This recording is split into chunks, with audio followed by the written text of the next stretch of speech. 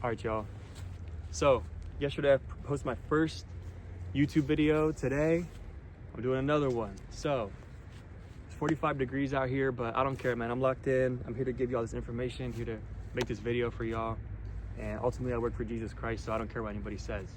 All right, I had to get a little paper today and write down some notes. So let me just read this for y'all and we can go from there, right? I had a conversation with someone very close to me. This is somebody who holds a high position in a church, all right? And that conversation ended up sparking me to make this video and write down all these thoughts for y'all. So today's question is, do you feel comfortable working in an evil world system? And yes, it is evil. So during this conversation with this person who has a high position in a church, right? I attacked the modern work system. He defended corporate jobs and the 9-to-5 life. I'm here to debunk that for y'all today and basically tell you why you should not care about the system, you should not participate in the system, and you should be finding ways to break out of it. Okay, so why do I say 9-to-5 life? I say life because the modern work system permeates every aspect of your time. Monday through Friday is spent working, while Saturday and Sunday are often spent thinking about, dreading, or preparing for more work. This is not how God intends us to live, and a Christian should recognize that. So, another question to ask is, who are the people controlling our modern financial infrastructure that leads to a corporate grind even existing in the first place? So, I'm not going to name the names who have created our current system because that would be too in-depth. I'd have to go into history, US history, world history, religions, all different types of things. I'm going to keep it short and sweet and basically just go into 3 people in the modern landscape who are building a new world order right in front of our eyes. Okay, I call them the visible few. Number 1, Alex Karp. He's the front man for surveillance. He's in control of the company called Palantir. Sam Altman, he's the front man for AI. He's in control of the company called OpenAI, which is better known by their product, ChatGPT. And Larry Ellison, he's the front man for databasing, and he's in control of a company called Oracle. Okay, so why do I mention these 3 people? Because they're very connected. Alex Karp seeks to create a global information system with Palantir. Altman seeks to control that system with AI, and Ellison seeks to power it with his data centers. All of this will take trillions of dollars to build, and it will create a world that's unrecognizable to us even right now. So the question is there, who will finance that entire project? Vanguard and BlackRock are the private equity firms that will use their very deep pockets to fund it all. I'm not talking about billions, I'm talking about trillions.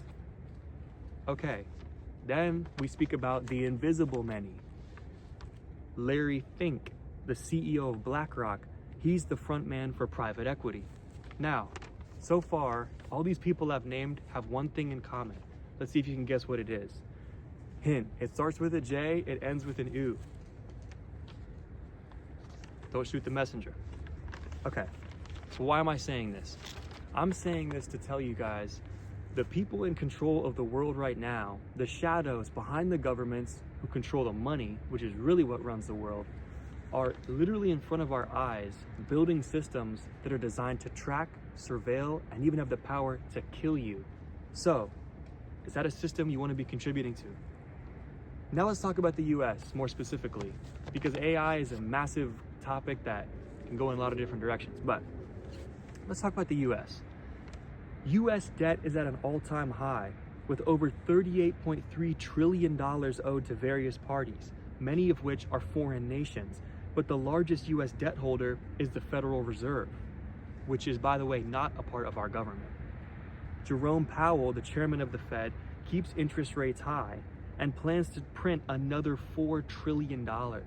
Think of how bad the inflation is right now and how much even just basic expenses have gone up over the past 5 years. Well, guess what? It could potentially get worse. Let's also talk about everybody's favorite person to hate on, and now mine too, Donald Trump. So Donald Trump, in the beginning, I supported him big time. Partially I supported him to annoy liberals, but Also, I supported him because I thought that he was kind of the last bastion of free speech and the last representation of what a true America could be. He may be a bully, he may have gotten his money in some corrupt ways here and there, but I honestly did believe in him at one point. But Donald Trump is a sellout to the same people I was mentioning earlier. Donald Trump continues to send money to Israel while his own government workers don't get paid for 41 days. And his own people are struggling financially. Think about that. But he doesn't care, he has billions anyway. Another thing Trump doesn't care about is immigration. He said he was gonna get that problem under control. What does he say now? He doesn't care. He doesn't slow it down and continues to bring in people from India and China to take jobs that should go to Americans. So, why is he doing that? He's doing that to outsource, to basically bring in the outsourced labor to drive down the price of labor. And he doesn't care if he screws over Americans who actually worked hard and went in debt to get degrees during that process. Okay, the housing market is also out of control. Younger generations are losing hope for home ownership and building equity. That's another whole problem. Some millennials have been able to afford homes, but most, probably by the numbers, have not been, because you have to be high income to afford a home. Okay, I got a reminder on here, you know what I'm saying? And it may be trying to distract me from these facts, bro. So some millennials have been able to afford a home. Most of people in my age group, most of Gen Z, feel hopeless when it comes to home ownership. Okay, so even more problems. The housing and the job markets become even more unreachable, and the traditional education system reaches a long overdue breaking point. So, I remember 6 years ago, when I was graduating high school in 2019, right? I just made up my mind, I'm not going to college. I'm not doing college. I saw it as a waste of time. I wasn't gonna put my energy into it. Ultimately, I saw it as a scam back then. Now, luckily, my parents were on board by the grace of God, super supportive. They believed me back then. But every other adult in my life, it felt like they all had something sassy to say, they didn't like it, and they're basically throwing shade on me, trying to say that I'm basically wrong because I didn't take the path that they did decades before, right? But I saw it back then. I saw the scam coming to light back then, and now it's like super out in the open, college is a scam. Okay, why am I telling you these things? I'm telling you these things to illustrate that the system does not care about you. It's ran by evil pedophile Jews. The whole collegiate system, which was promising to give you a high-paying job, fails. It's a completely open scam now. The government is running away with debt similar to everybody else that has to put things on credit cards.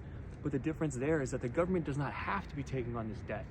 For example, if you just can't afford something, you may have to put it on Klarna, put it on Afterpay. So American citizens are struggling. Auto delinquencies are at a high since 2008. It might be an all-time high. Home delinquencies are actually up. Unemployment is not that bad, but there are a lot of ghost jobs that can kind of skew those numbers, right? The point being, American citizens are struggling, not because they aren't trying, but because they are trying and the system is just not giving them any leeway, right? But the American government is struggling because of intentional decisions, right? You see how that works? Okay, the system does not care about you. So all these issues I spoke about are intentional. It's not a broken system. It's designed to kill you, right? You can do everything right to no avail. This is proven by the fact we have Ivy League level computer science graduates who have high-end degrees struggling to find work in the new AI revolution. I actually think that I forgot to read that. College is a complete scam. Exactly what I've been saying for 6 years, 6+ years now. Okay, that's proving the fact that you can do everything right to no avail. So, is this a system you feel comfortable contributing to? Is this a system you trust? And is this a system you're proud to be a part of? You need to be working to escape it. You should not be defending this system. Now, obviously, the person I was speaking to is from an older generation. If I could just speak about that super quickly, right? A lot of people from older generations, they look at our age group, my age group, Generation Z, right? And even younger than us as well. And they look down on us. They think we don't work hard, they think we're foolish, and they think that we're lazy is the biggest thing. Now, not everybody from an older generation thinks that. However, that is a common theme that I've noticed. One thing I will say is that while absolutely there are some young people who are lazy, who are giving up, you kind of have to look at, first of all, why are they giving up on the system, right? And while I just illustrated to you the whole system is terrible, I still don't believe you should give up, because I think that no matter what, no matter how bad it looks, you still have a purpose from God that God has placed upon your life that you need to follow through on, right? So that's why I don't give up on the system, or at least give up on my life, right? I've given up on the system, but I haven't given up on my dreams, I guess would be, the thing to say right there. So yeah, some young people are lazy, bro. But in my experience, the majority of us actually want to go out there and get it. And if we were to have come up in a system that rewarded labor the same way that older generations got to come up, we would all be balling right now, even more motivated to work, and we would be doing better out here, right? I can guarantee you, if I exchange the same amount of labor I exchange the economy right now, 10, 20, 30, 40, 50 years ago, I'd be much better off. I'd probably be a homeowner. I'd probably have a family by now, God willing, and I'd probably have even more cars than I do, right? But do not let the judgment and the misunderstanding of the older generations get you down. You're coming up in an extremely difficult time. We're coming up in unprecedented global events, bro. We came into the workforce, graduated school, and immediately or during, we got hit with the biggest fake global pandemic in the history of the world. We're talking about the same people who shut down the world to prove a point, right? They shut down the world to prove a point and to dominate the masses. So I don't see any need to contribute to that system, right? So we came up in unprecedented times. If you look at what's going on right now, AI is set to take place of many jobs, to replace many jobs. I know that the full-time job I have will most likely not exist in 5 to 10 years. So I have to be taking steps to get out of it and to break free from the matrix. You can't just stay in your job and just be comfortable for the rest of your life, bro. And not only is that a lame existence, but second of all, it's not even gonna exist in the future. Some fields, of course, will always exist, and those are the ones you have to gravitate to on the independent level. But a lot of jobs are gonna be replaced, bro. Like, you gotta get ready now. Not in the sense that, oh, I gotta be so scared, what am I gonna do? I guess I'll just start scamming. No, bro. Find a niche, right? While yes, we're living in terrible times, we also have great tools at our dispense. We can use AI to our benefit. We can use the internet to our benefit. We can use social media to our benefit. You have all the information in the world at your fingertips right now, literally in the palm of your hand. Previous generations could only dream of having half of the amount of information we have now. Think of a pilgrim. Like, you can't communicate with somebody in the next state, much less around the world, around the globe. We can do that immediately now. In order to gain information, bro, in the 80s, you had to go to a library. If you wanted to call somebody, you had to pay on a payphone to call somebody. I can't even imagine that, right? And like, older people be making jokes about, oh, these young people, they don't know how to read a map. It's like, why would I need to know how to read a map? I have all the maps in the world in my phone, right?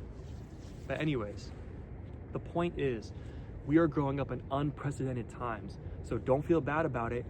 Get up and get out of the matrix, bro. Any way that you can that brings glory to God, that's not a form of scamming, do it, because you're not gonna have much time to.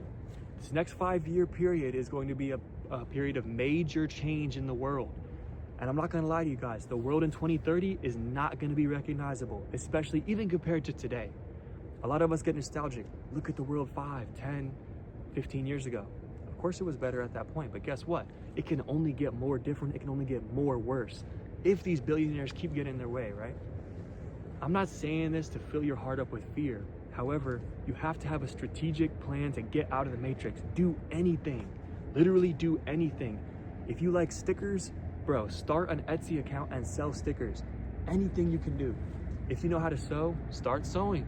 If you know how to weave, start weaving, or quilting, or drawing, painting, anything you can do, right? And unfortunately, AI has messed with a lot of the creative aspects that humans can excel at.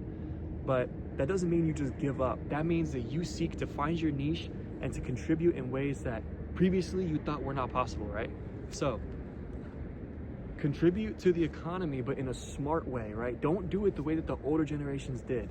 Go buy the book, get your degree, get your job, sit at that desk for 50 years, save up enough money to maybe be able to retire, get your social security. Bro, F that.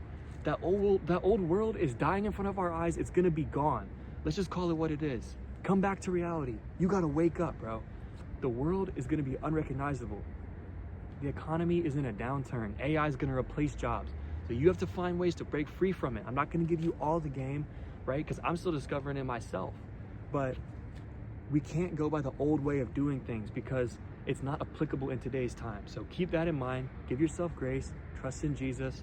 And if y'all want more videos like this, go ahead and let me know. But I had to speak this today because I don't want to see young people basically getting off track of their God-given path because an older person hated on them or put the shade on their life or gave them some false advice that maybe was actually applicable decades ago, but today just isn't, right?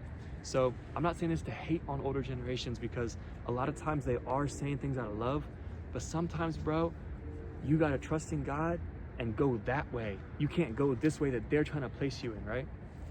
Because ultimately, who is going to know the purpose for your life more than God?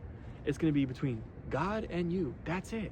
If somebody else tries to say, oh man, you know, these young kids are lazy, they don't want to work, or you know, you should just keep your job. You shouldn't step out in faith and quit your job, you know? Bro, you know the plan that God has placed upon your life. It's up to you to follow through on it, but don't get distracted by these oldsters trying to give you false game, bro. All right, I'll see you guys in the next one. It's been 16 minutes. I hope you guys have a wonderful night, man. It's 45 degrees out here. It's pretty cold, but I'm super happy to be alive. I'm super happy to be out here giving you guys game, bro. Giving you guys the love of Christ and ultimately fulfilling a whole new purpose in my life. I didn't even think I would be doing this, but because I trust in the Lord, he just, boom, led me to making videos. So yesterday I made my first video. Today, another video. Guess what I'm gonna do tomorrow? Another video.